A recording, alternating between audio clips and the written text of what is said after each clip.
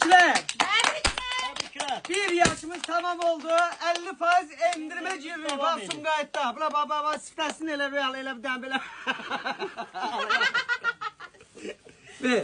Elə bildilər onu. Hə, 50% endirmə gir. Ya da bir dənə bir. Əli zadı da yiyəcəm dəqiqəsən. Hamımızı gözləyirik. 50% endirmə girdi. Sumqayıt cəmaatı. Bax sizə halal olsun. Gəlin davam eləyək. Sayənizdə gör nə hoqqalardan çıxırıq. 10 Bax. manata. 10 manata düştü. Ne bileyim bak birini götürürsünüz. Ben misal için neçəydi bunlar? Bak 9 manatı. Çantalar.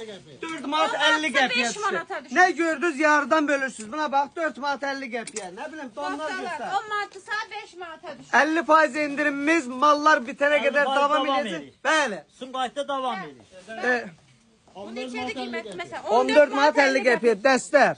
Bak şimdi sumkalar misal üçün. Bak 9 manatsa düşür 4 manat 50 qəpiyə. 12 manatda düşür 6 manata. Ne bileyim bak 4 manat 50 qəpiyə. 5 manat olan dəstə. Sezonun bu Hər bir kəsi vaxtı, gözləyirik. yay sezonu hələ qabaqdadır. Biz yay geyimlərin 50% endirmə saldık İndirimimiz və bunu da davam edir. yadınızda saxlayın ki, bu günlərim Azərbaycanda ilk mən başladım. Bax indi görəsiniz 5 gün 3 günə o başlayacaq, bu başlayacaq. Amma bu qədər malı olan adam 50% endirmə girmir. Bilirsiniz ki, bu hamı bilir ki, zərər nədir. Amma belə halal xoşunuz olsun.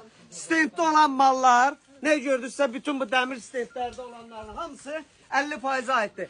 Divardakılar da onsuz da Cəmaatını gözləyirik. yeni sezon mallardır, yenidir. Yəni necə deyim, dünən gecə açdığım mallardır. Amma qalan bütün nə stendlərdə nə görürsə 50% endirimdədir. Hamımızı gözləyirik, gəlin.